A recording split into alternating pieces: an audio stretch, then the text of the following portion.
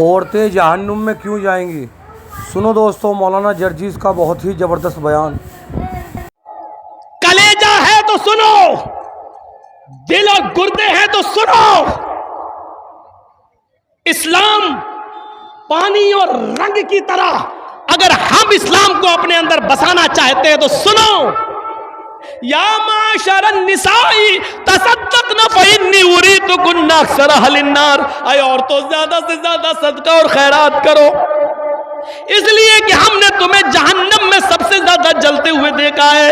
عورتیں جہنم میں سب سے زیادہ جلتے ہوئے دیکھی گئی ہیں۔ پوچھا صحابیات نے، اے اللہ کے نبی آگے کی تقریر ہم نہیں سنیں گے آپ کی، بس کریے،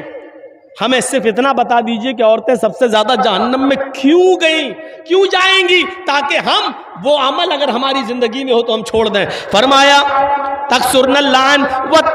تکسرن اللعن و تکفرن العشیر، تم لعن و طعن زیادہ کرتی ہو، تکسرن اللعن، تم لعن و طعن زیادہ کرتی ہو، ایک دوسرے کی برائیاں کرتی ہو، ایک دوسرے پر لعنت بھیجتی ہو، اور اپنے شوہر اپنے ہسبینڈ کی نافرمانی کرتی ہو۔ یاد رکھنا میرے بھائیوں، اللہ کے نبی صلی اللہ علیہ وسلم نے فرمایا ایوم امرات ماتت وزوجها عنہا راضٍ، جو عورت مر گئی،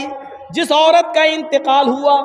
اور انتقال کے وقت اس کا پتی اس سے خوش تھا، اس سے راضی تھا، تو وہ عورت جنت کے اندر داخل ہوگی۔ میری ماں بہنیں پہلی بات تو سن نہیں رہی ہیں، اور جو سن رہی ہیں وہ سن لیں، اللہ کے نبی نے جنتی عورت کی پہچان بتائی،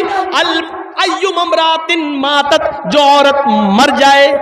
انتقال کر جائے، لیکن انتقال کرتے وقت اس کا پتی، اس کا ہسبینڈ اس سے راضی تھا، اس سے خوش تھا، فدخلت الجنہ، تو یہ عورت جنت کے اندر جائے گی۔ لیکن اس کے الٹے بھی فرمایا کہ جو عورت مر گئی اس حال میں کہ اس کا پتی اس سے راضی نہیں تھا، اس سے خوش نہیں تھا، تو وہ کتنی بڑی نمازی ہو، چاہے تہجد کی نمازی کیوں نہ پڑھتی ہو، وہ جنت کے اندر داخل نہیں ہو سکتی، چاہے کتنی روزے دار ہو، وہ جنت کے اندر نہیں جا سکتی ہے۔ میرے پیارے ساتھیوں، ہمیں اپنی بیٹیوں کو یہ تعلیم دینا چاہیے تاکہ وہ جب گھر سے جائیں، سسرال میں جائیں، تو وہ اپنے پتی کو عزت کی نظر سے دیکھیں اور ان کو خوش رکھنے کی کوشش کریں۔ میرے بھائیوں، ہم نے یہ تعلیم نہیں دی ہے، اپنی بیٹیوں کے ہاتھ میں موبائل دے دیا ہے، ہماری بیٹیاں موبائلوں میں ڈرامے دیکھ رہی ہیں، اور جیسے بتایا جا رہا ہے اس طریقے سے آج وہ اپنے پتیوں کے ساتھ اپنی زندگی گزار رہی ہیں۔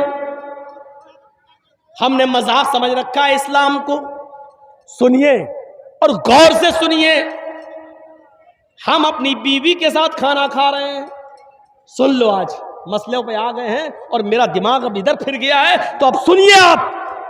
ہم اپنی بیوی کے ساتھ، ایک مثال ہے آپ بھی سنیے، ہم اپنی بیوی کے ساتھ کھانا کھا رہے ہیں، اور کھانا کھاتے ہی کے دوران ہماری بیوی کی بہن سالی، بیوی کی بہن گھر میں آ جاتی ہے،